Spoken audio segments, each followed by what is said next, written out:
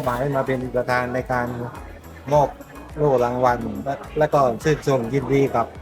ลูกๆนักเรียนนะครับใน3โครงการใหญ่ๆนะครับคือโครงการ F หมอกนะครับ FMC แล้วก็ S Solio Thailand นะครับ